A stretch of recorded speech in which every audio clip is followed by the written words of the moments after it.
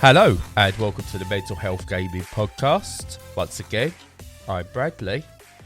And we have a saying round here.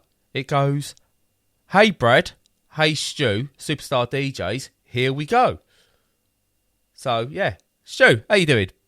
I was a blast from the past. Yeah, no, yeah, not doing too bad. Yeah, I love Chemical Brothers, and I like a lot of sort of electronic and synthwave and vaporwave stuff that's been coming out as well.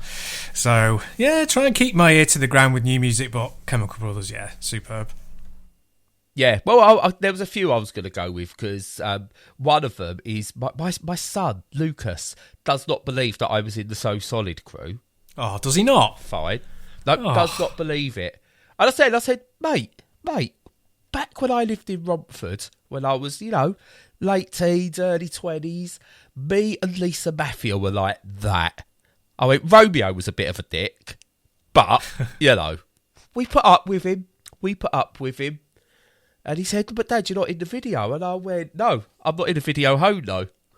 Oh, yes. Nice. And he didn't laugh. He didn't get it. Yeah, I did. And it was worth the setup, definitely. And, yeah, the lasting cultural impact of So Solid crew. Me and my wife still go Romeo done when we've done something, like finished something. Yeah. We still do that. No, we for the last 3 years, we've been running this, convincing him that I was in the So Solid crew. That's superb. And it's great because when you know your friends as well, he won't listen to the podcast. He doesn't want to listen to two 40-somethings talk about video games. He's not going to listen to it. But when you know your friends and you could just sit there randomly and just go, oh, by the way, right, tell Lucas, weren't I in the So Solid crew? And they go, yeah. Yeah. Why don't you believe your dad? Oh, that's a great long game to play. In fact, that's one of the best reasons to have kids, so you can play the long game on them like that. Yeah. Well, just one more side before we go into what we should be talking about. For years, I got away with never having to do fireworks at home because until he was about 13, from about 3 till about 13, he would be like, oh, Dad, can we have fireworks at home? And I was like, I can't, Lucas. I failed the fireworks test. And I'm not allowed to do fireworks at home. He went, what? I went, yeah, you've got to take a test. And if you fail, you're not allowed. He went, well, can you take the test again? I would, but the rules state you've got to wait 20 years.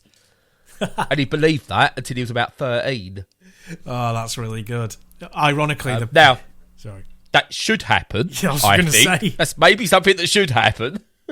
Yeah, the world would be a far better place if it was. Yeah, definitely. Yeah, you need a test to have a pet, or you need to prove you can have a pet these days. But hey, anyone can have a kid. I was talking about the fireworks test, but yeah. Oh yeah, no. But yeah, I think you should have a test to have kids. Will you wind them up? Of course I will. What band will you convince them that you was once in? I'm going to have to work out which one I can use for my nieces and nephews now as well. Yeah. Well, So Solid crew works, especially for me, because a lot of them were from Romford and I'm from Romford, and there's like loads of people in the So Solid crew. Yeah. Yeah. So, there were like 700 when they first came out, and then 2 weeks later, about half of that were in prison, weren't they, I think? Yeah. Or working down the market. Yeah. I can say that I was in Manson because they were about the same age as me as they were when they came out. And Hanson? Manson with an M. Oh, not Mbop. Not them. I think convincing people I was from California might be a little bit of a struggle. The only Manson I can think of is Charles Manson. I'm not sure you want to admit to being part of that family. Oh, you don't remember Manson? Ah, right. No, fair play. I'll have to look them up afterwards. Yeah, look them up, or I'll put a link somewhere for people. Yeah, they were from Chester. Talking of things, yeah, fair enough. Talking of things that people may never have heard of, I've been playing some video games that people probably have never heard of, and you've been playing some video games that some people might have heard of. So, let's move on. Stu, what you been playing? Yeah, we exist in that nether realm of games that may or may not exist. And if people don't Google them, we could just make it up and just say, like, looking around my room now, I've been playing Cardboard Metal Tin. And I keep, like, people will be like, oh, right, yeah, that sounds interesting. Nobody would ever know. That sounds like that could be an indie deck builder roguelike. Exactly, do you know what I mean? And it's good to just... I now want it. Yeah. I'll send it you in the post. Where do I get it? Just free to you for the low price of £100. But yeah, I've been playing more with microtransactions as well. With microtransactions, yeah, which is just me sending you extra little bits of paper in the post. I've been playing Resident Evil 3 Remake, which I talked about the other week. Never heard of it. Yeah. So I bought it because starting with these bloody indies. I know. I put it down as flirting with AAA. It's probably a double A game if such a thing makes sense. Sorry, Brad's feeling better. Clearly. And so it's really kind of a good follow-on / homage to the original Resident Evil 3. It kind of takes it in a slightly different direction, but that was a kind of maligned entry in the series, but I think only because it kind of fell into the same trap that maybe even Forza 5, in that something very, very similar to it came out comparatively not that long ago. And it doesn't bring so much new to the table that it's like, oh yeah, that totally justifies his existence. And so years down the line, you go, oh yeah, no, it was a solid entry. And ironically enough, that's exactly what happened with the original Resident Evil 3.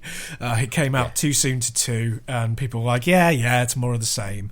But it's actually pretty solid. And it happened again with the remakes. It was brought out too soon after. It kind of came out like Resident Evil 2. There was like, wow, okay, that's been in for a while. Yeah, I'll go for that. And then kind of went, already? Yeah. That's it. You wait, 20 years for a remake, and then 2 come along at once. And it, they always suffer, and it was poor planning by Capcom. But anyway, I played it through, so you can listen to the other bit that I did on it, but the added bit is that I've been doing it at speed, not a proper speed run, but doing it fast to meet the challenges and stuff. Rather than on speed. Yeah. Because it would be very frustrating experience on speed when you're trying to speed run. Because ironically, you're doing much less in a speed run than you are when you're playing a game properly. You're just running past most stuff. So I'd be like, come on. Like that, it feels on speed. Anyway, so I've been doing it at pace, let's say. And I managed to get an S rank for doing it in 1 hour 30. Which was quite impressive, I thought. Nice. No saves, no healing items. Did use the infinite rocket launcher that I'd bought with my credits. But yeah, so it's a great game to speedrun, great fun to do like that, and nice and short. And as I said in the other bit when I was talking about it, what's great about them is that the first time you play through, it's all creeping around and shooting everything and getting into sticky situations. And then when you play it again, after you've completed it, it's like a completely different experience. You run around, you avoid most things, you min-max it, and it's all about how quick you can do it. So yeah, I've been enjoying it in that completely separate way the second time round. So what I want to ask, what did you say your time was? 1 hour 30. 1 hour 30, right. See, now, I've just been looking up. I wasn't like going, let's see if he's bullshitting or anything like that. But I thought, what's the record? Because that sounds really, really fast. To be fair, I am super impressed because the record is 47 minutes and 2 seconds. Yeah. It's at the level where you get into tiny little increments of, shaving time off when you go towards proper speedruns. But, I mean, even that is a massive amount. But, that would be like... That's no weapons, like no special weapons, like, just avoiding anything that you don't need, not making any mistakes in your directions, and then also exploiting little glitches as well. I've watched some speedruns. If you was to get a recording of your speed run, your 1 hour 30 would get you, are you ready for this, on the leaderboard at 135th. On the speedrun.com leaderboard. Very good. What are the conditions for that though? Because it might say, no special weapons or stuff like that. Oh, I don't know. Full game, no intro is what it says. Yeah. Oh, very good. Few rules. Right, must be played on the PC version. No unlockables are allowed. Ah, there you go. No rocket launcher. So, yeah, I would be considerably worse without the rocket launcher. Ah, well, that's over. That dream's over. You could have put us on the map, Stu. I might give it a go. I might see how fast I can do it without the rocket launcher. Yeah, I reckon you've got the patience to do speed runs. Yeah. I've got the patience to do a speed run, but I need someone else to do all the training for me, so I've just got to do the short bit. Otherwise, I get too distracted. Yeah, I get what you mean. Yeah. But no, I'm really, really impressed. I'm sorry, that is good. I've not speed run anything ever. I just can't. I'm a filthy casual when it comes to that kind of thing. But 1 hour 30, that's really good. I don't care if you've unlocked something. That's just a really good time. Cheers. Yeah, no, it's great. It's got a load of... It knows that it's going to be part of the speedrun community because it's got a load of challenges in its menu, like in a bonus menu. And they're all pretty much based around time. So, it's good. It's one of those that's very speedrunner friendly, and it's the kind of game that if you buy it and you play it once through, it's probably a little bit disposable. Yeah. But with a lot of Resi games, there's loads of layers. Like, last thing I'll say on it, what's it called? Resident Evil Revelations 2 is a not very good game, but it's Mercenaries mode, the one where you're just doing it against the clock and it's like a horde mode. Yeah. Is the best of any of them I've played. It's superb and it's worth buying just for that mode because it's really excellent. Yeah, there are some games out there got it where you play it and you play it normally and it's like and then others that you just go right. The game's just it's fun, but the speed run of it, yes, and. I see. There's two types of speedrun I like. One where it's just pure. I'm just gonna watch me go crazy on this game, and how good I am at this game. So like a Super Meat Boy or a Celeste or something like that. And then the other type of speedrun where you break the game completely to speedrun it. Yeah. They're my two favourites. Yeah, they're cool. I love watching them. I love the ingenuity that people have in discovering. Yeah, when's the next one due? The next big one? There's Summer Games and Awesome, isn't there? So yeah, I'm not sure when Awesome is. I have to look it up. But yeah, no, it's always good. Yeah, no, I enjoy that. I do.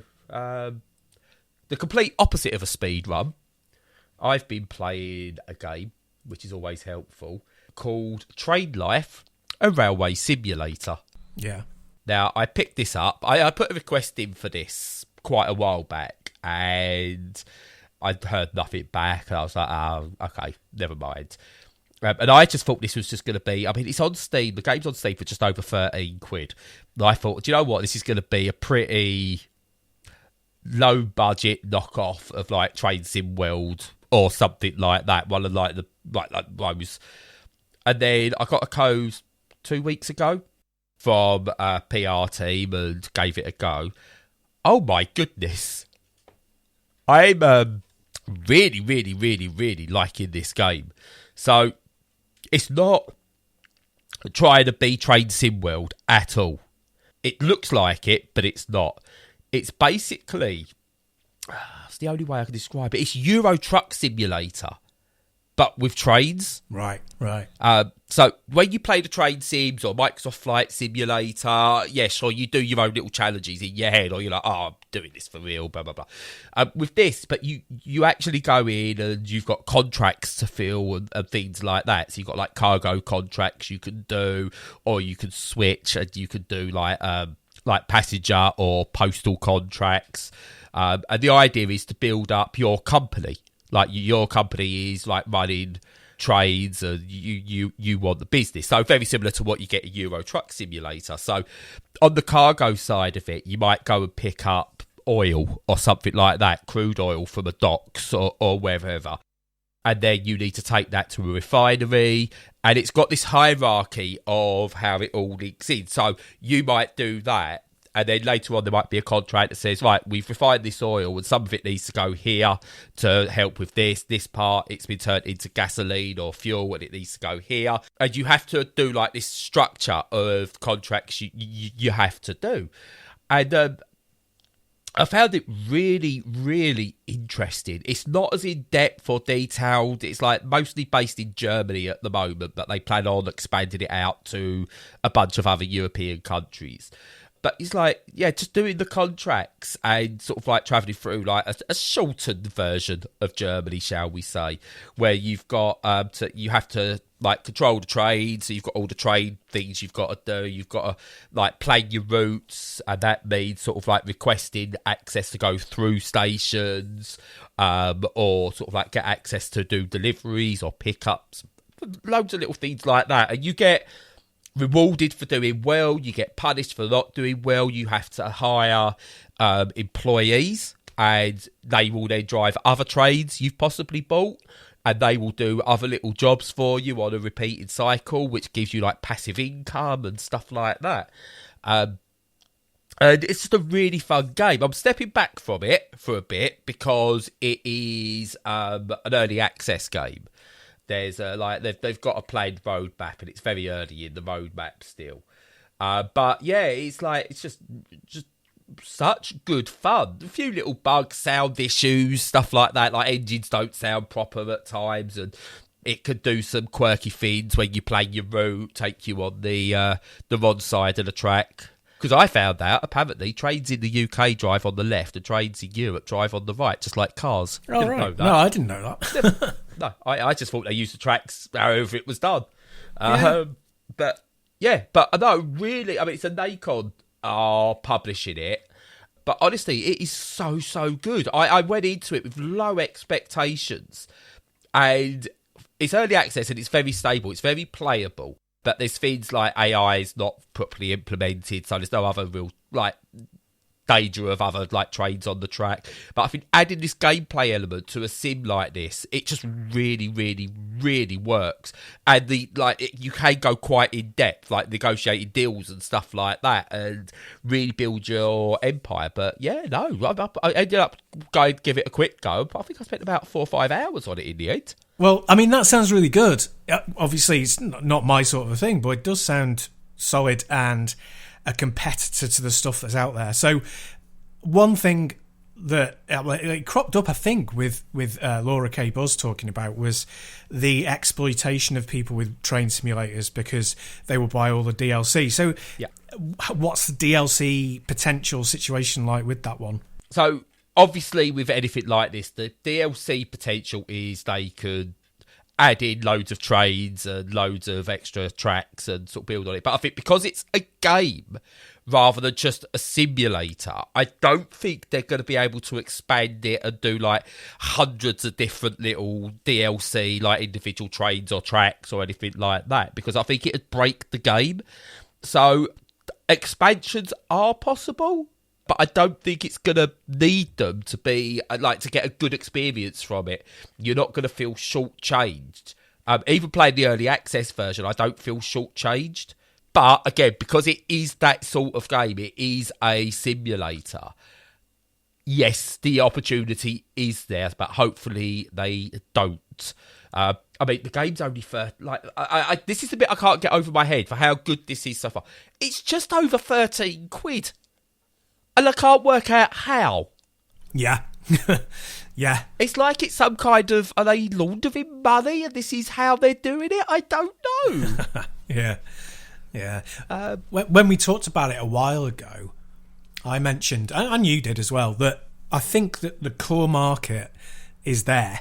Like, it will keep selling and you don't have to keep discounting it because people will always buy it. Yeah. Which is great.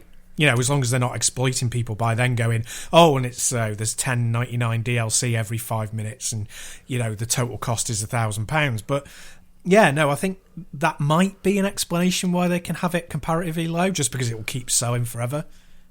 Yeah, Oh, possibly, yeah. And what I'm really surprised, I mean, this won't be in my Game of the Year list because it's early access. So, but it could well be next year. I mean, I don't exclude early access, but it's early access enough that it's not good enough. Like, it's too many bugs for me to put it in any kind of list at the moment. But that's 2 train games this year I've played that are right up there. And I'm a changed person. I wonder if we're going to start seeing, particularly next year and maybe the year after, a lot of kind of virtual tourism stuff because people can't go places as much as they used to. Might see quite a bit of that. Yeah. Yeah, and to be honest, this is what's not to go on. This is what's gutting about the situation with Activision and Ubisoft, because they could create some magical, like really real world places that just so in depth and realistic, like take you back in history in the case of like Assassin's Creed and stuff like that. That you could get exposed to things that you've got no chance of getting exposed to. Unfortunately, they're made by companies that are pure and utter scum. I know. It's all awful when something you really want to play or a style is locked up by a particular publisher. It's very frustrating. Yeah. But we're not going to speak about them at the moment. We're going to wait for all those situations to settle and know what's going on with them before we discuss them. Yeah. Again, solidarity with all the walkouts and everything. We are behind you.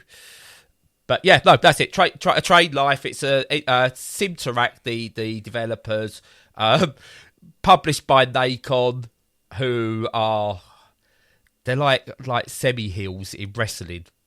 Like, you kind of every now and again you boo them, but it's like, yeah, they're okay, really, I suppose. Who knows? But yeah, no, Trade Life is really good. I'm really happy with it. Excellent.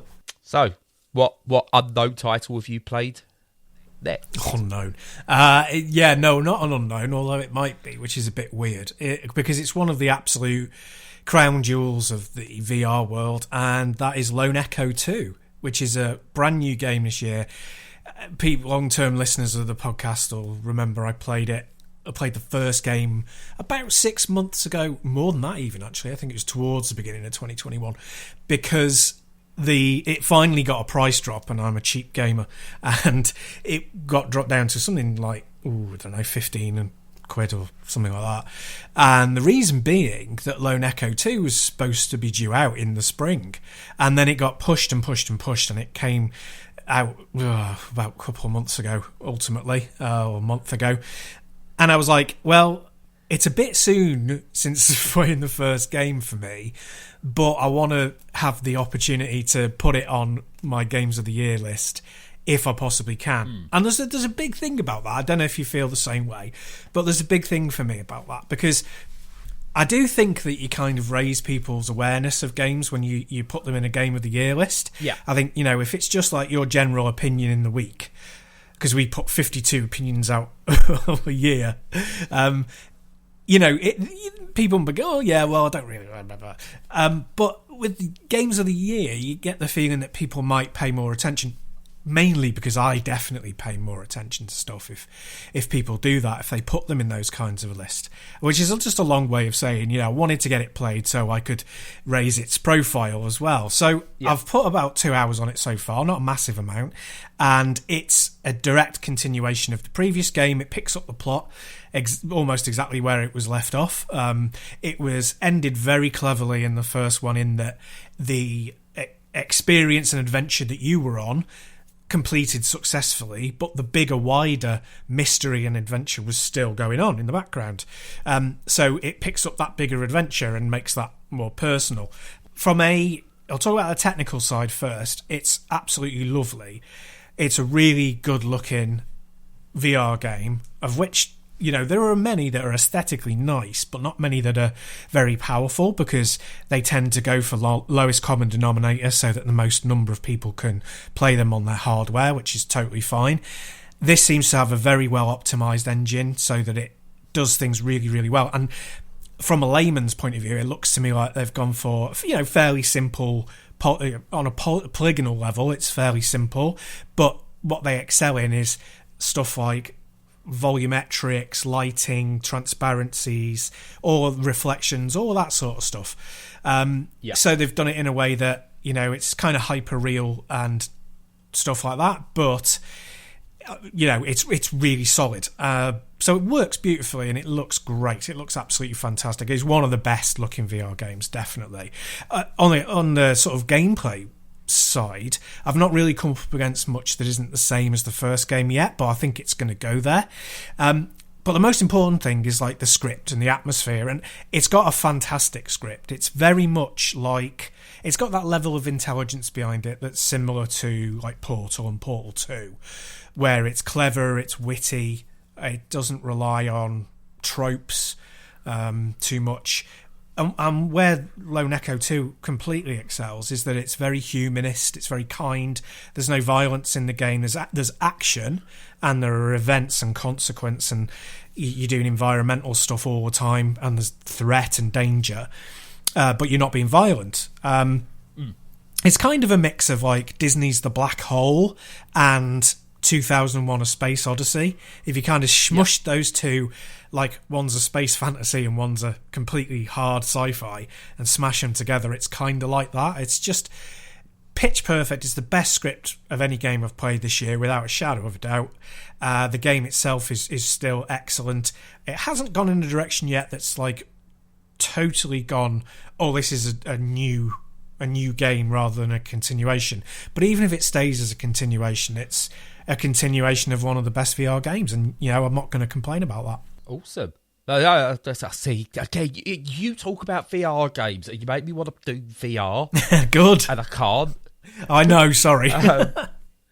But I love the fact this is like, because it's us. You picked a Disney property, but you managed to pick one that, let's say, 7 out of 10 listeners might go, huh?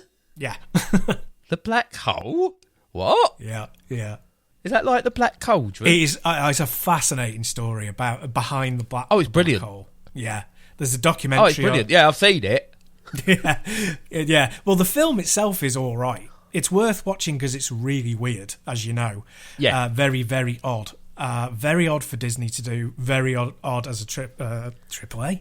I mean, blockbuster film, and it turned out to not be. And yeah, it's really, really strange and really worth watching. And I think it's quite an apt comparison for Lone Echo 2, even though it does. Lone Echo 2 does everything right. It doesn't do anything wrong. I'm gonna say I've made a note that's on my, if I ever get a VR unit again, I will play that. Well, absolutely. Sorry to cut you off. One quick thing before you move on to the next bit. I was trying to explain VR to my mum, and I yesterday, and I thought about it really hard. I thought what would be a really good way. So what I did was I said, right, imagine you're looking at the telly, because there's the telly in the corner of the room, and I picked up one of the remote controls and held it as you would hold a pad. And I said, when you play a game, you've got this pad in both hands, and it's connected, and you're looking at a flat thing. You're part of that world when you're looking at it, but when you move your head away, you're not. In VR, and then here I grabbed another remote control. I got control in either hand. I said, the controls are untethered. They're in both hands. They've got haptics, so they know where your fingers are. It knows exactly what you're touching and where. The cameras in the headset show exactly in space where your hands are. And if you're looking at something in front of you and then look behind, you're still in that world. And you can touch and interact with anything in that world. And I was really chuffed with myself, because I think that's the best explanation, in short, that I've ever been able to give of what it's like to be in VR. And I then explained one of the puzzles in the game, which is that these creatures are attracted to power, to energy, and you have to manipulate a crane that's got an energy source on the end of it around an environment to sort of stick them to it like Velcro. And you're physically, like, you're flying through space because you're in zero gravity. You're pushing yourself against the walls to do that. And you're doing this with your hands in real life. And then you're grabbing this crane, and, and then holding the crane in one hand and then dragging yourself along the rail to pull it with you. And it's just, I was doing all these actions to show her what it was like. And I was like, yeah, that looked daft, but I think it explained VR pretty well. Talking of looking daft and VR, have you seen the first episode of the Games Master reboot? I haven't yet. No, I must do that. Yeah. Right, do it. One, it's brilliant. It's everything I wanted it to be. Cool. It's brilliant. But they done one of the challenges. They had someone try and do like something called Beat Saber. They had an Oculus Quest 2 or whatever they called it these days. Yeah. And they were showing sort of like him like showing the action in the thing. I don't know how it looks cool, but they also had him on a green, like the guy was doing it on a green screen. And they had everything overlaid, so all like it's like the what's it called? All this mixed reality or what is it type thing they going on? AR style thing, yeah. Yeah, and even with that going on, watching him do it in real life, you guys still watching it going, you look awkward as buggery, mate. Yep. Yeah, you're never gonna look cool doing anything in VR. No. But yeah. But no, that's a good explanation, really. What you should have then done was stuck a VR unit on her head and put on Ace Combat. Yeah. Get on with this. Yeah. I've explained. Yeah, it's like, so that's the basics of car. There's a Ferrari F1. Go and win. Yeah. Here's a full sim to play. Yeah. Oh, God, I could have almost segued into my next one, but I won't. Because that's not my next one. It's the one after. But yeah, so it's interesting, especially with a good story as well. That in VR game, a good story. I like that as well. That's really good to see, rather than just gimmick. So moving on, I've been playing I played this a little while ago. So just full clarity, this came out quite a while ago, and I wanted to get this spoke about before I came down with COVID. So I got double gutted because it came out at the middle of October, and I was still sort of like deep into Tetris Effect Connected on the Switch. So this is on the Switch. I played this game, and it kind of went by the wayside a little bit. Then I played it, absolutely loved it. Was going to talk about it, got COVID. So I've been playing a game called the Sundew. Oh, not heard of that.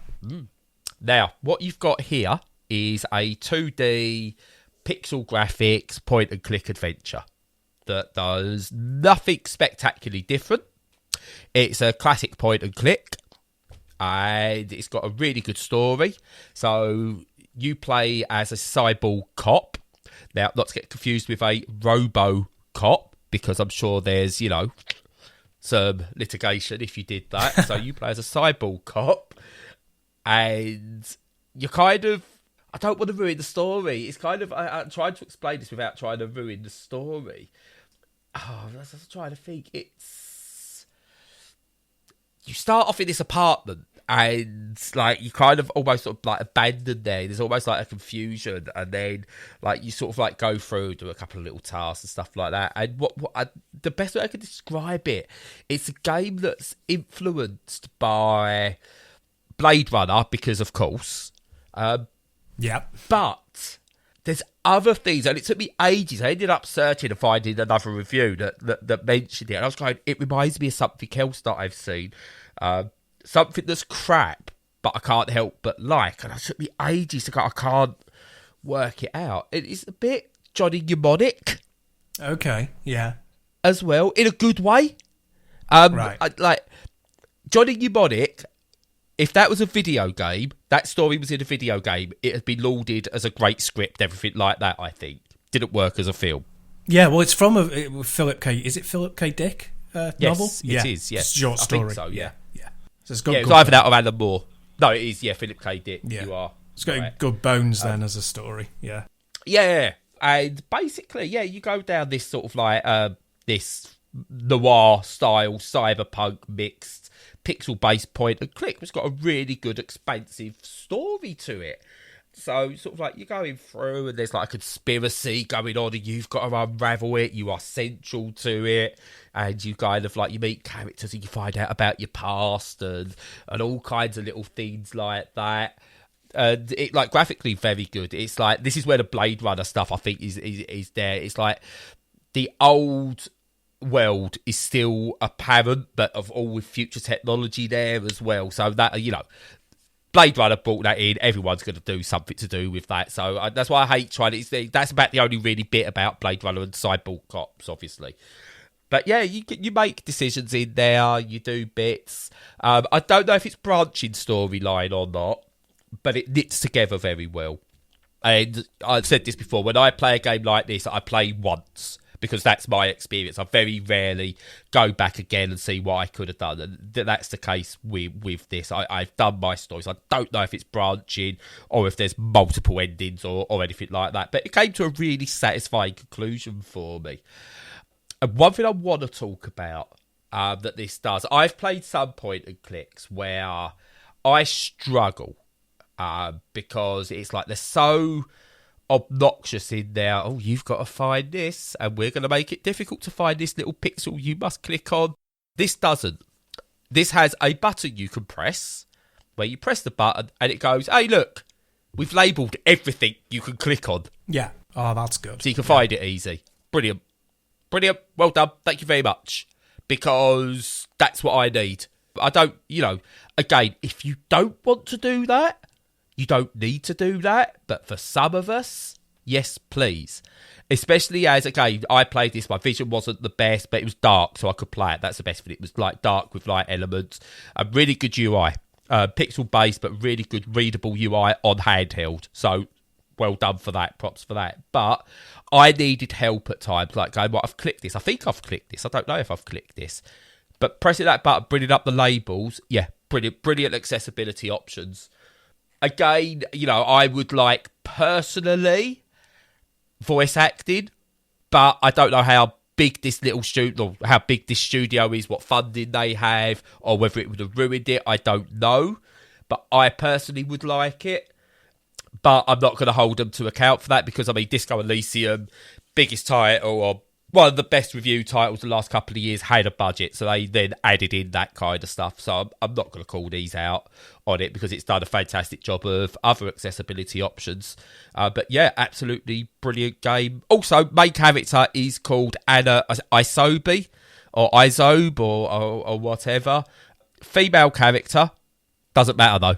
It's not brought to attention that she's female. It doesn't play a part. Just is a woman in the role. Yeah. That's basically it.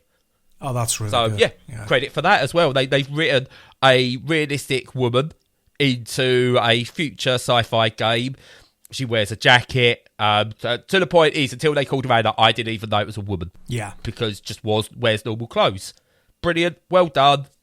Credit to these guys. Self-published, self-developed, pure indie. Oh, brill. Yeah, no, that sounds really good. Yeah, I might have to check that out. And principally because no matter all the good things you said about it, the principal thing being that it labels stuff that you hover over. Because, yeah, I'm like you, maybe for different reasons, don't know, but I am terrible at point and clicks. Like, my brain just doesn't work that way. It doesn't work very well, tracking that kind of stuff. Yeah. So, yeah, having that would, might make it something I really enjoy. Yeah, I say the story's good. The story will drag you in, and many point and clicks. See, this is the thing. A lot of point and clicks have really good stories. I thought through like the Sam and Max games, and they are control wise. I'm sorry, anyone who switches off because they are terrible control wise. It never highlights how I want it to highlight and stuff like that. And a lot of the old like Amiga and like those sort of era point and clicks where they're just so obtuse that I was like, But the stories are really good. It's just make it so I can actually do the story. And just that inclusion of a button, perfect. Awesome. Yeah, no, that sounds good. It's another one of those that I'm most likely to check out on the Steam Deck when it finally arrives, if it ever arrives. Yes. Yeah. Yeah. Well, it's just over £11 on Steam. I can't remember how much it was on Switch, and yeah, you'll get that value out of it. But I can understand why people might wait for a sale or something like that. I think it's really good handheld. So if you are waiting for a Steam Deck to play it, I think that is a great place to play it, or say find a Switch if you could cash it there at the right price. Yeah, cool, good stuff. So, any more from you? No, not really. No, it's I've got a couple that I've just bought and downloaded in the Steam sale, really cheap but very good. So I'm going to be talking about them next week without a shadow of a doubt. But that's it. Have you touched Halo yet? No, I played the flight that we talked about in a previous episode, Yes. but I've not had chance to try and organise my mates to have a game, and I don't really enjoy playing them on my own multiplayer. Yeah. And also, in a way, I'm kind of holding on for experiencing it and fully and properly in the single player first kind of thing. Yeah, because that's what you do with Halo. Yeah, I feel like you do. But I can't wait for that. As everyone knows, I'm a huge Halo fan, and I don't play a lot of FPS games, but that one is like, oh yeah, can't wait. Yeah, no, I'm hearing the reception of it so far. It's timing couldn't be any better with, I say, Call of Duty being crap, Battlefield being crap. Yep. And yeah, it seems to be Halo's gone, hey, Over here, yeah. By the way, do you know we got delayed a year? We got mocked for it, and then Cyberpunk came out, and that was bad because they crunched it. Look, no crunch. Yeah, exactly. Yeah, it's ready when it's ready, and look, it's ready. That's right. Yep. Yeah, good guy, Microsoft. They've got to do something soon to really screw everyone over. They've got to. Well, I've not looked into it in much. They're on a roll. Yeah, I've not looked into it in much detail, but apparently, like, if you buy all the extras and DLC and stuff in the Halo multiplayer, then it can cost about $1,000. But as that's a free-to-play game, I'm not sure it really classed as being a dirty tactic. I don't know. I don't know. I take it all that is like, again, I hate excusing it. I assume that's cosmetics. Maybe. I'm not entirely sure. I'd need to look into it a bit more before I answer, but I'm pretty sure it's mostly cosmetics. I would have thought. Yeah. Yeah, I don't think I've heard anything about it being like pay to win or anything like that. So yeah, fingers crossed. Yeah, fingers crossed. But okay, I've been playing one more. So, do you know the film Jeepers Creepers? This is a weird segue, by the way, but do you know the film Jeepers Creepers? I do, yeah. And every 23 years it comes back and it eats. Yep. Every couple of years, I get the urge to play a Grand Strategy 4X game. Right. I told you that's a tenuous link. A little bit, but I like it, so let's go with it. Yeah. And I got a promo email from, I can't remember who it was now, from one of the PR companies going, hey, DLC's out for Stellaris. And I keep getting Stellaris confused with Stasis, the point and click isometric space horror game, which people should check out, by the way. Yeah. I keep going, oh, DLC for Stasis. Oh, no, it's Stellaris. That's a 4X game. I've never played it. It's always scared me. So I went, I replied, but I'd love to play that, but I need the base game as well, as I've not got it. And they went, here's the entire pack. It's got everything the game's ever released. Right, okay, thank you. Yeah. That's a lot of game. Jeez, and he went, yeah, it is. I went, I don't know when I'll get to the new DLC for it, because I've never played these before and I'm crap. And he went, whatever. So I said, what I'm going to do, I'm going to talk about this probably. I'm very tempted to try and do a series with this as my vision comes back, do like a few streams and stuff like that. Basically, it's a 4X game. I'm not going to try to explain much about it apart from my early experience. So I booted up Stellaris. And right, into the tutorial we go. And 5 minutes later, I cried in the corner for about half an hour. Yep. I just went, I don't know what I'm doing. What's going on? What are all these words? What? And then I went, right, okay. YouTube's a good thing. And I found a video of someone who does like, here's the basics of Stellaris. And like pretty much only they video, they go, don't do the tutorial. It's confusing. Just one point to note, all games companies, if you're going to have a tutorial, the tutorial has to be something that allows people to understand your bloody game. Not expect everyone knows it. Just point out, it's not just Paradox with Stellaris. There's lots of games like that. But yeah, so I watched a few of the basics, and essentially, the guy who done that made it make more sense. So you kind of almost like, I chose like an Earth faction, and you do the exploring, you gather your resources, you expand. And there's a lot of that early on, so it's quite a slow build very early, which I really, really like. And like the flavour text that goes with everything is really interesting. I'm planning on just ignoring most of it, but I found myself reading it. It's like a few paragraphs for each like each little bit, each major bit, whatever you find. And yeah, like there's loads of different alien races in there. I mean, it's a space-based game, so of course there is. And I feel like I'm making progress. But, I got to a point where I have died. But I don't think I'm that far in. But, yeah, it's really good. The discovery aspect is really good. So one thing I want in space games is I want to feel like I'm discovering. Yeah. Whereas I've played some space games where it just doesn't feel like I'm discovering something new. And it's just like, yeah, okay, yeah, it's space. And you somehow made, like, Infinite Universe seem boring. Yeah. There's a definite feeling of discovery, and like I was going to places and again with these, you go to discover some places and it's really good, and you get maybe like loads of resources coming.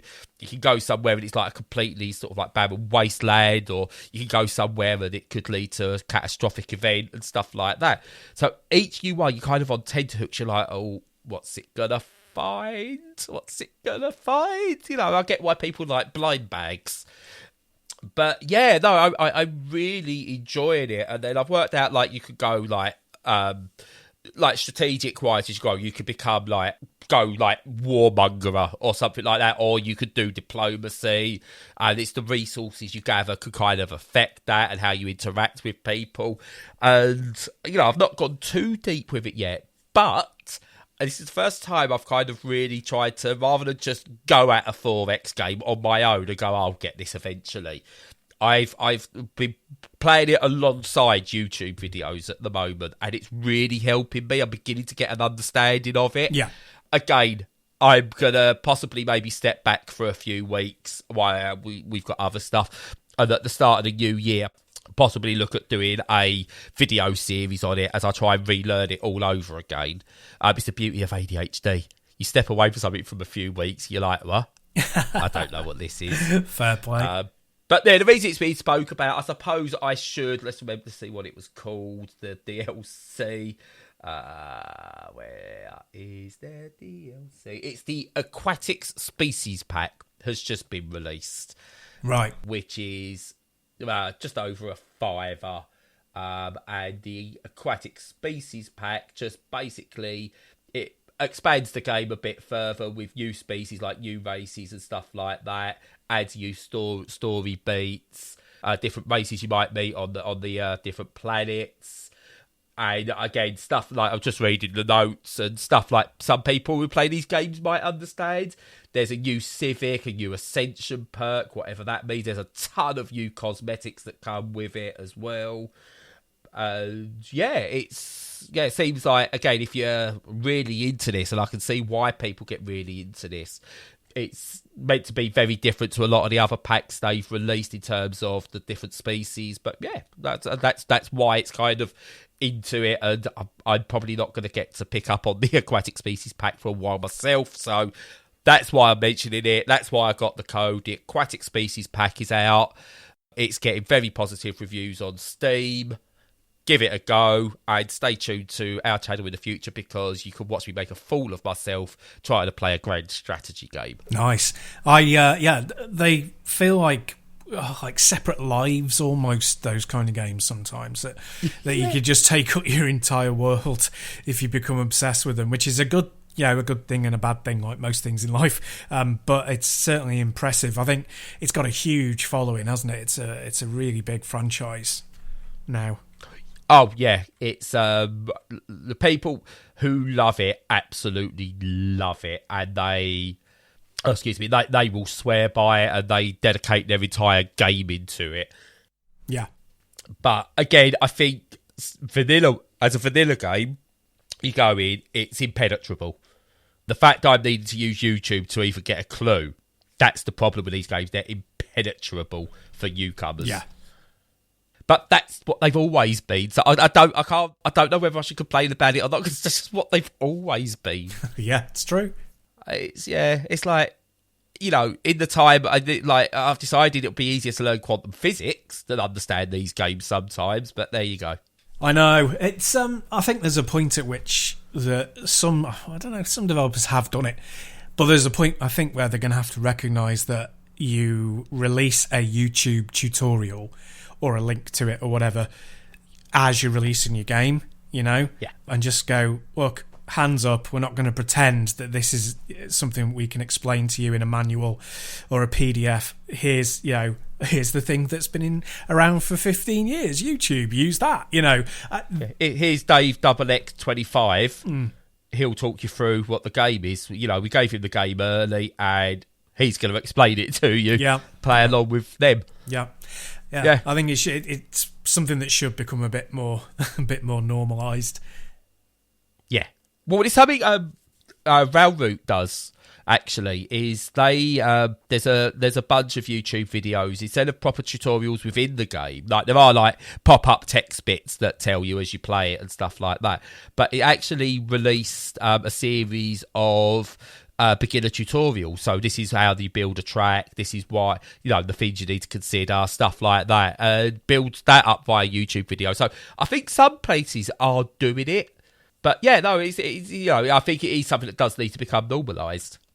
Yeah, let's hope it's just standard. I mean, I'm not going to need one for playing Halo, but for anything that's vaguely 4xe, sim-wise, TRPG, anything like that, yeah, go for it, kind of thing.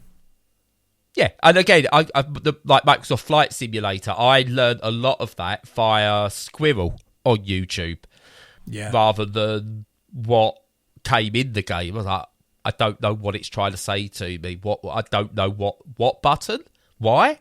But then watch Squirrel's videos. I was like, oh, okay, that makes sense. I can actually see them doing it and what the effect is.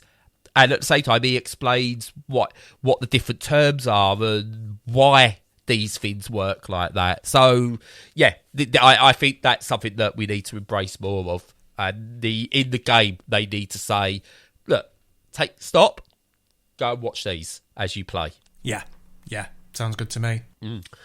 So, one thing I'm going to have a little chat, because it's about ADHD. Just a quick one, because it's kind of not reared its head again in my life. It's always there, but it's like going through. Like I've got ADHD, still waiting to get a proper diagnosis because the NHS is crap.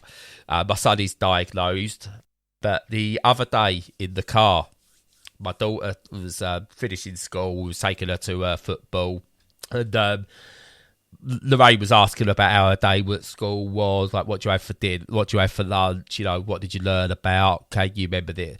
And she went, Mummy, I can't. She went, you're trying to ask me questions, and it's like everything's rushing around in my head and crashing into each other, and it confuses me. I was like, okay, Edith's got ADHD. I mean, she's clearly had ADHD anyway, but I was like hearing her, like, she was still 4 then, just before no, she was 5. She had turned 5. It was the day after she turned 5. But being able to hear her clearly explain what ADHD was doing to her in her head without understanding it was ADHD, it was a really weird feeling. It was both upsetting but also kind of reassuring. Like, I feel, because she can explain it, we'll get her diagnosis hopefully fairly quick.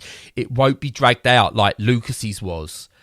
And like mine's being, but she was explaining it, and it was like, okay, yeah, you've explained it better than I ever really have. And then I was kind of saying, but it's similar to how it is in my head. I said, but it's not crashing around that it makes me confused. It's all crashing around in my head. I try to get out in terms of I pause and I struggle to get the words out, and I stutter and lots of breaks, you can hear as I'm talking now, lots of weird noises and ticks and things like that. And it was just like, but she's explained it so well. And what's really upsetting's the wrong word, but what's really disappointing is it's still something that I don't think gets enough credence, gets enough awareness in the public space. which is a shame because Lucas is autistic with it as well. Edith comes across as very naughty. She's very energetic. She's definitely got the hyperactive side of it. And my main worry is that she is going to get pigeonholed as a troublemaker or someone who distracts classes all the time and stuff like that. So, I don't even know what point I'm trying to make. It was just something that happened this last week that I just went, God, we're in for a long run with this one. I was watching a load of TikToks this week, and my algorithm, the way that TikTok's got a really aggressive algorithm. So if you watch a couple of things on one subject, then that tends to be a lot or all of what you get. And so my feed is very much full of trans people and trans rights and stuff like that, and it's also autism, ADHD and stuff like that, and that kind of blows up my entire feed, which is pretty good. It's great. It's great because it's very educational. And one thing was I can't remember who it was now, but they were talking about completely tearing down the way that schools work and systems of schools, because they're all geared towards I think it was actually Laura K. Buzz again. That, yes, I'm pretty sure she was saying that, the whole way that it works is just designed to make you basically a robot ready for a capitalist society. Yeah. And to get you in a state where you're willing to accept that you can't eat when you're hungry, that you can't go to the toilet when you need to, can't get a glass of water when you want one, that's all controlled by somebody else. And it entirely needs to be pulled apart and rebuilt because it's completely wrong. And this was through the lens of somebody who's autistic, but it also it applies to all kids, but it must particularly apply to kids with ADHD, because the way that they control their impulses is different. Yes. And the way that they express their impulses is different. And therefore, if they're not conforming to this very narrow pattern of behaviour that's been set out for them, then they're a troublemaker. And it's complete rubbish. It is just rubbish. That's total rubbish. And what I always remember is when I was in primary school, that you'd interact with kids in the playground, and they could, one of them would be like your best friend or one of your best friends, or on the rise, you're like, this one might become one of my best friends, that kind of a scenario. And you play a game with them to sort of determine whether that's going to be the case or not. So you might play a game of Tick or British Bulldog or something, and you might have a game of footy with them or something like that. And then you go into the classroom, and all that happens is they're getting told off by the teacher all the time. Yeah. And there's this huge disconnect between, you're like, but they're lovely. They've been nothing but nice to me, and we've had nothing but fun.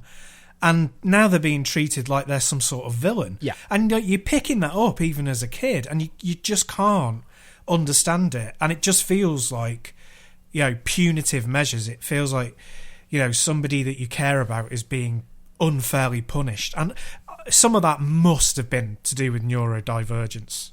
Must have been. Yes. Oh, yeah.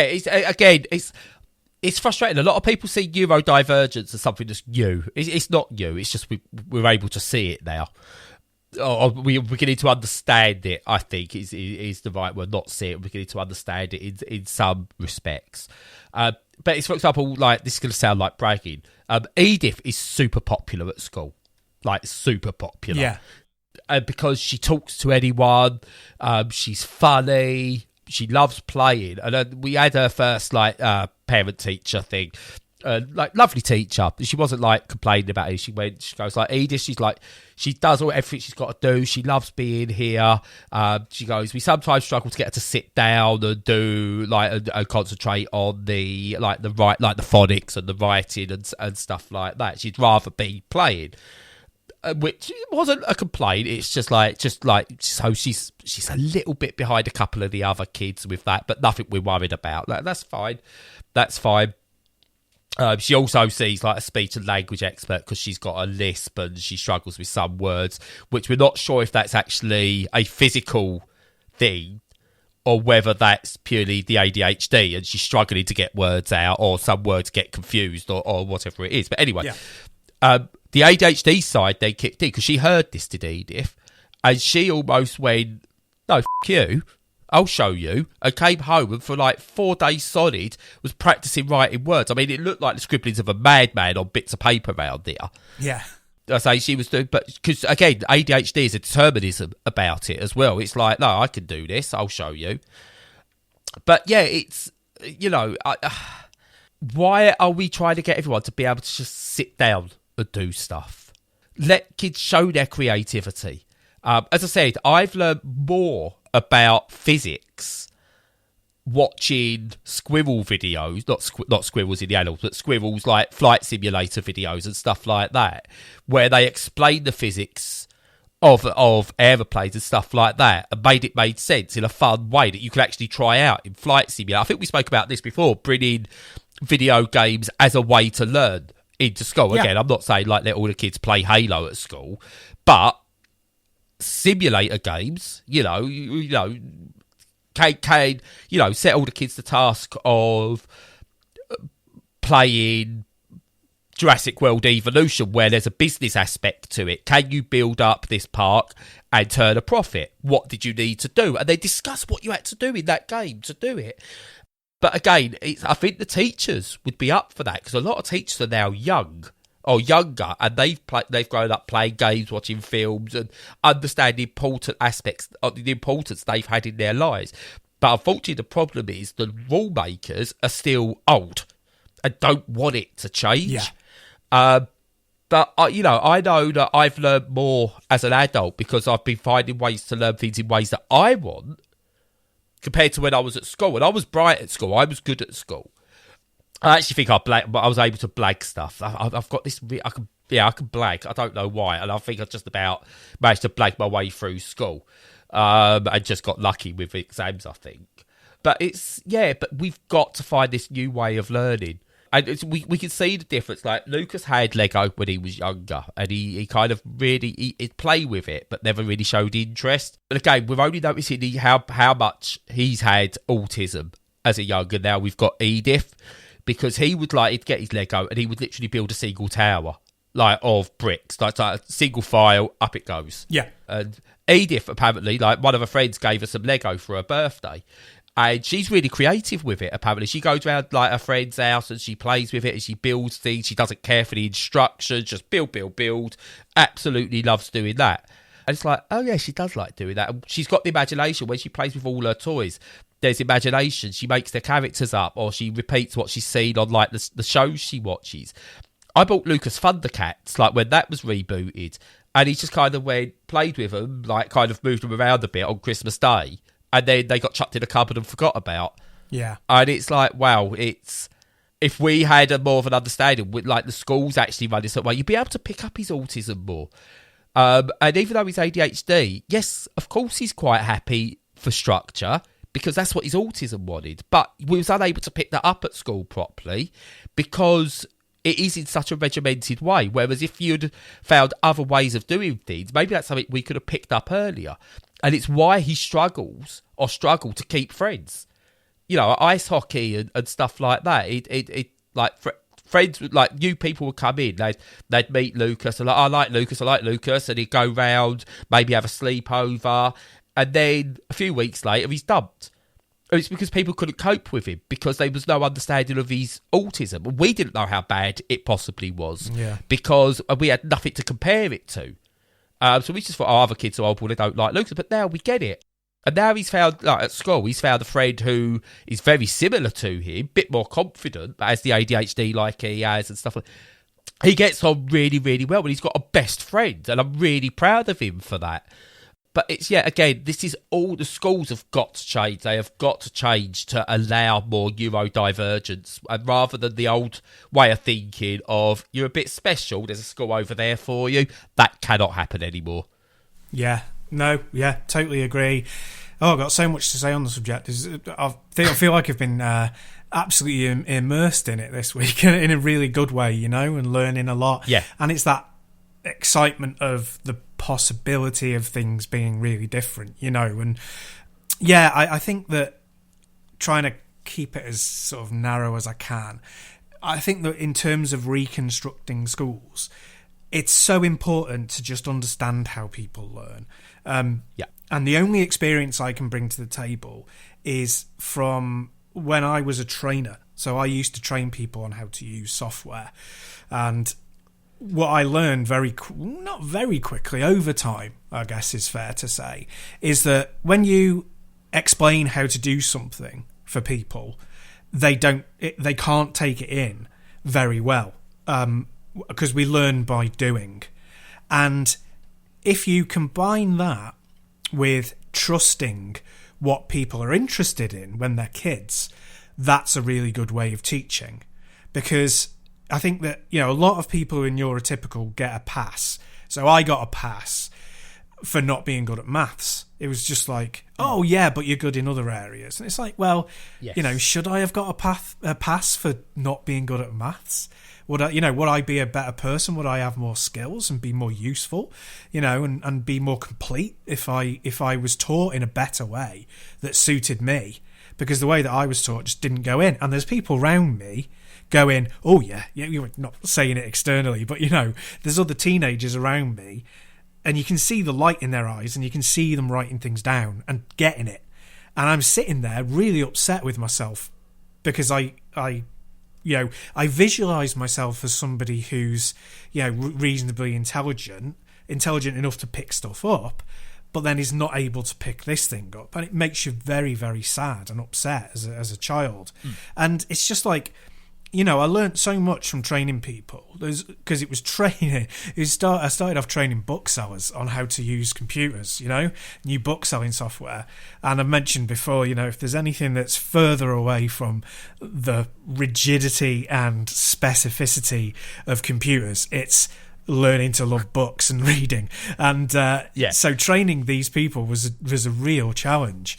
And it taught me that, step away, let them get into it, let them teach themselves the patterns of it, and they teach you shortcuts. Like, they were teaching me shortcuts I hadn't even thought of because they were experiencing it for themselves. And I think that, I'm no expert in education or in kids learning or anything, but it seems to me from my experience as a kid that if you brought, say 3 things to them, right, and you went, okay, we're doing maths. What I can do is I can sit with you for 5 minutes and talk about this thing. I can leave you with a physical puzzle for 5 minutes and then talk to you about that for 2 minutes. Or I can leave you with a video and you can watch it and then we can talk about that for 30 seconds. And letting them, and you can say to them, you can do all 3, you can do 2, you can do 1, you can do none, you can tell me how you want to learn. Even to somebody who's 5 years old, I think that they would get something massive from that. I think it would completely change the way that they viewed a topic. Yeah, no, I'm 100% in agreement with you. And the structure of school still is we put the better children at a subject into a top class, and those who aren't as good into a bottom class, and then there's a middle set as well and stuff like that. And looking back, I was generally top class for quite a few things, middle for others. But the ones I was middle in, I went, oh, I'm a failure. I'm not good enough at this. What's wrong with me? I've got to be good at everything. Because that's how school's structured. You've got to be good at everything. Yeah.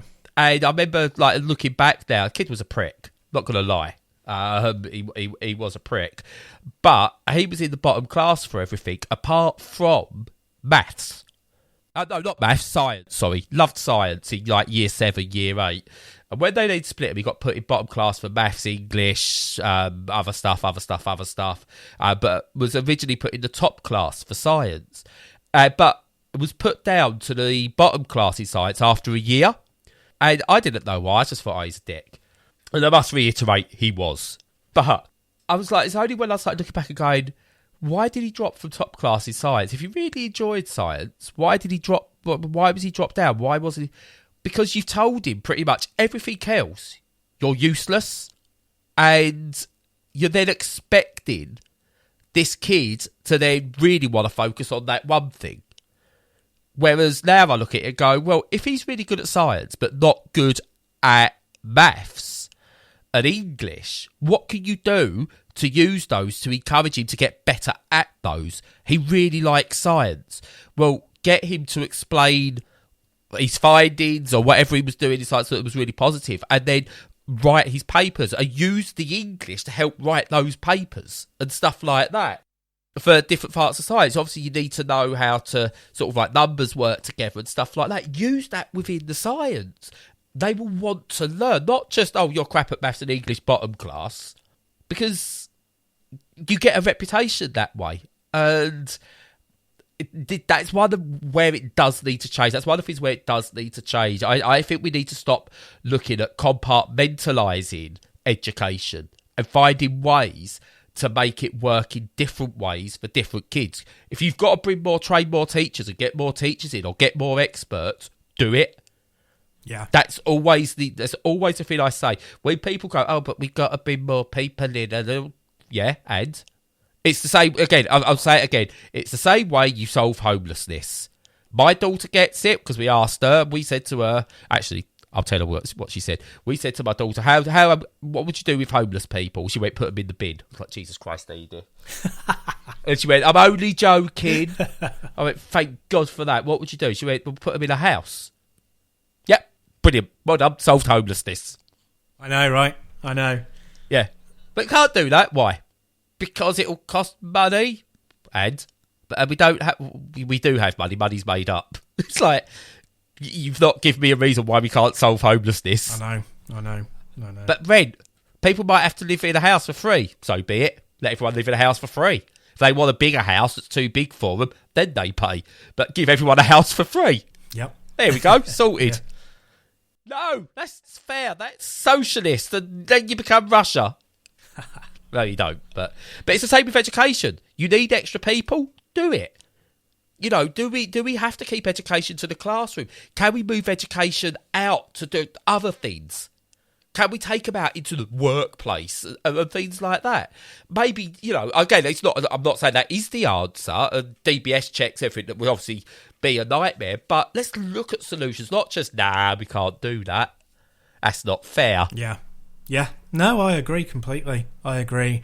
I think there's all sorts of really good things that you could do that, you know, they might cost money, but if they cost money, it's only because things have been defunded so badly that they should have been at that rate anyway, you know? I think my big one that I always bang the drum on is that I would get rid of homework just completely.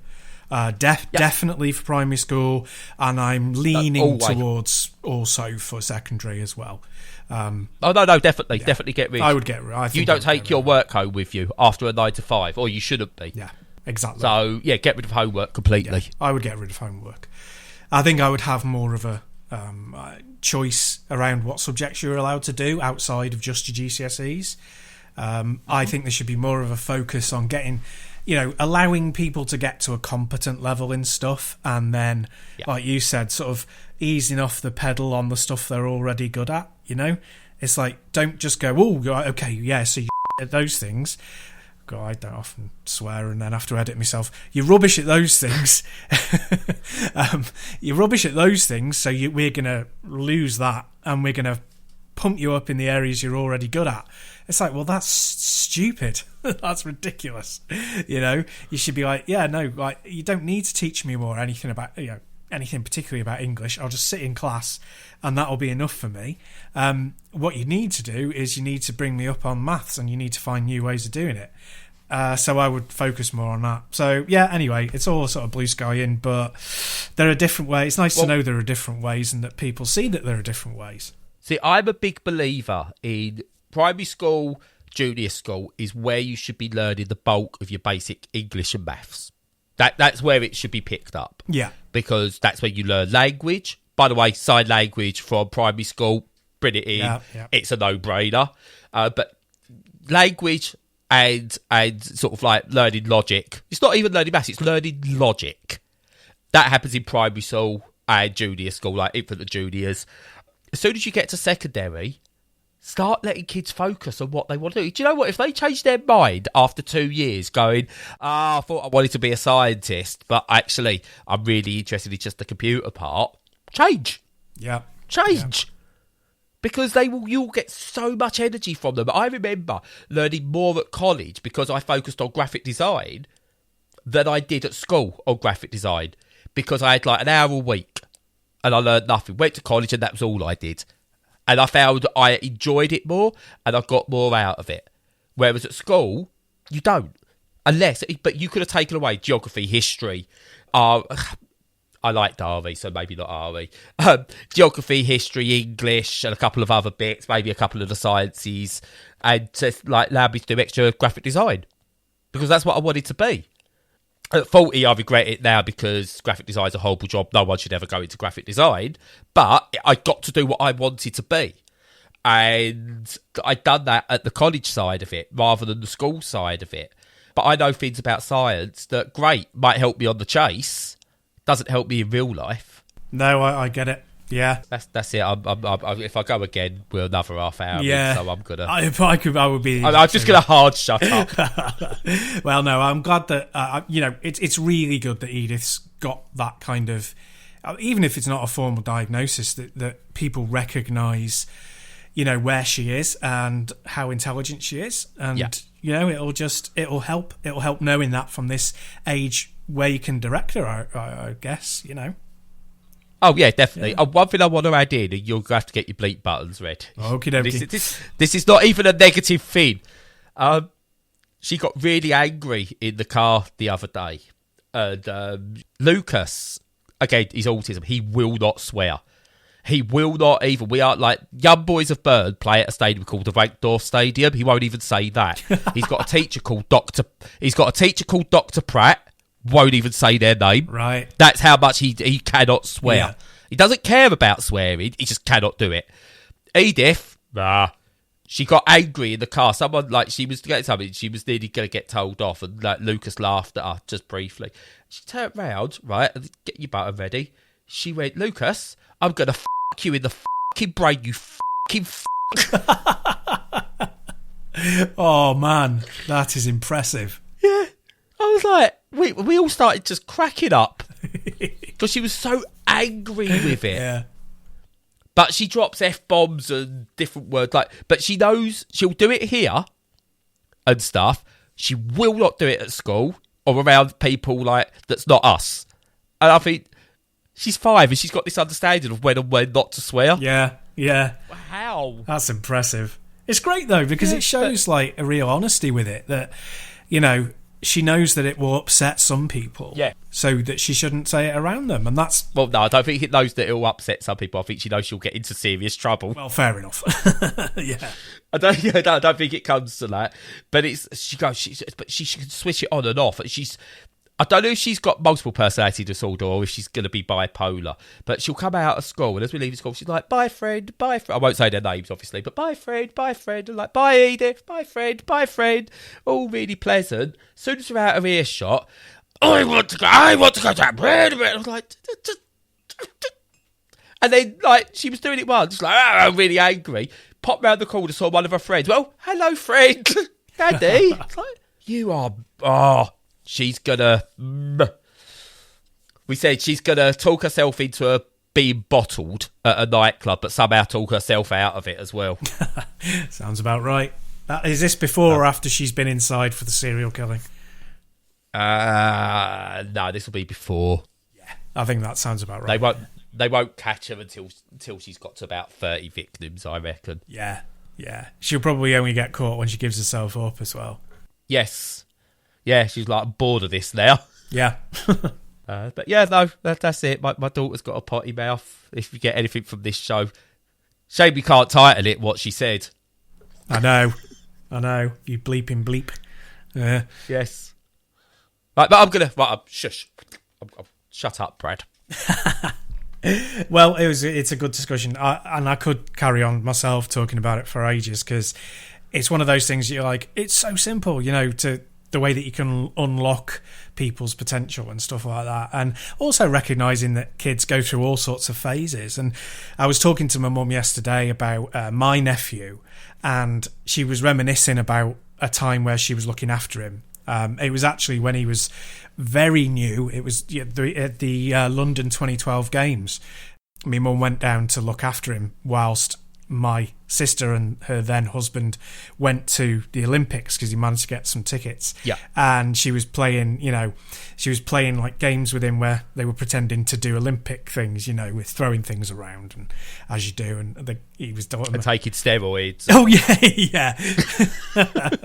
Yeah, that was the big one. Getting blood how to hide your dope. Yeah, blood transfusions and all that caper. Yeah.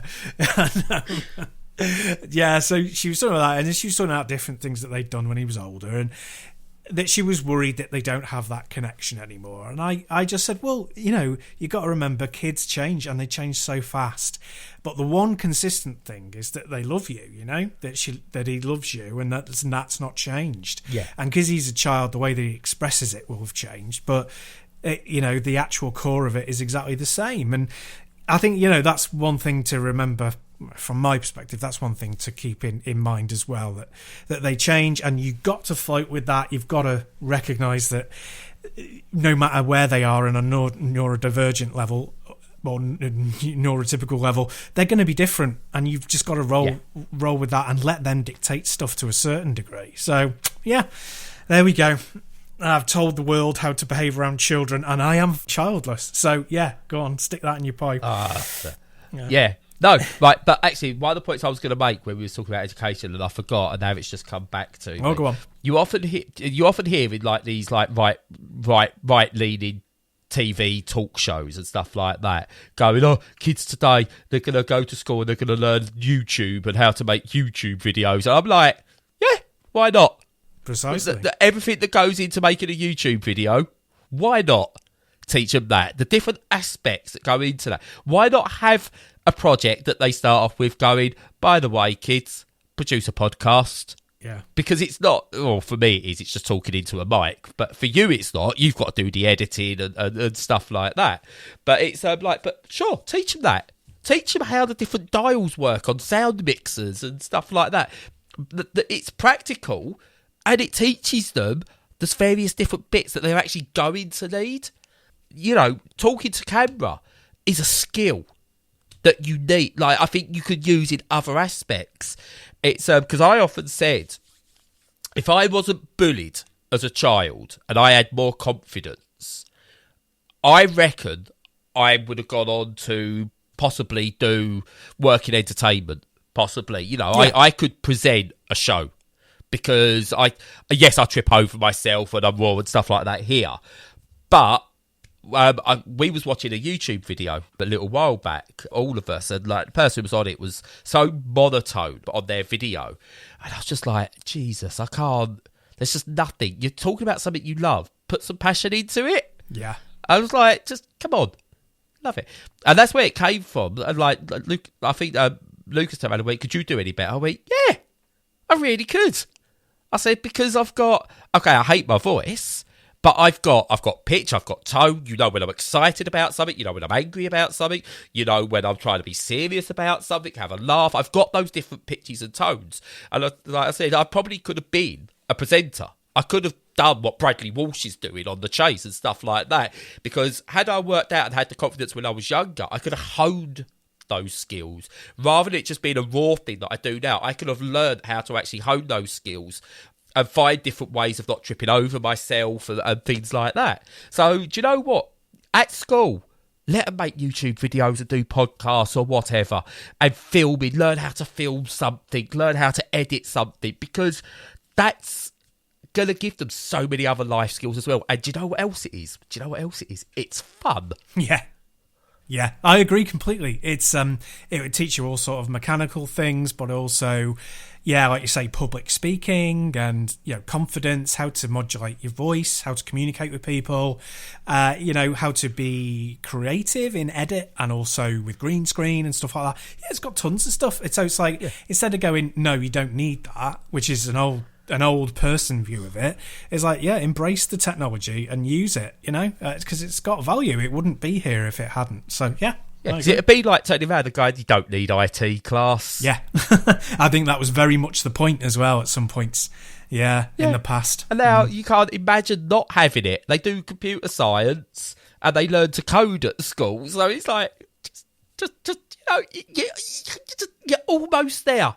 You're almost getting it. Well, yeah, it's that thing of, unless we know that there's a market that you can go into that we understand and that we can make money off, then we're not going to, So, anyway. But then they'll the bed and not do it because they'll turn around and they'll go, Jimmy, what sort of film are you making in that room? Just a porno, miss.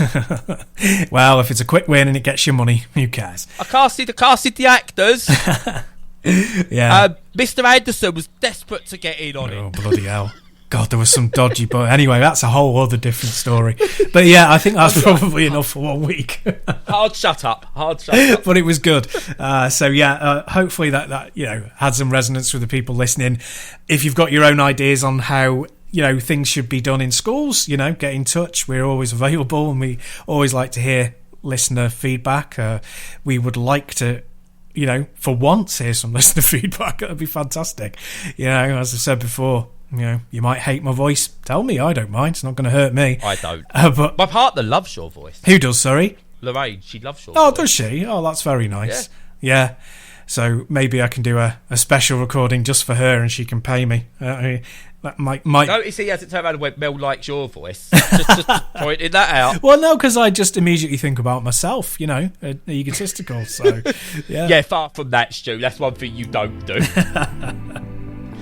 Oh, well, that's very nice. But anyway, yeah, lots of great stuff covered. I hope we didn't bore you by going on too long, because I'm going to keep this as long as it's been, because it's been a good chat. So, yeah, in the meantime, everybody, enjoy your games, enjoy your conversations, enjoy listening to us, because we're the best.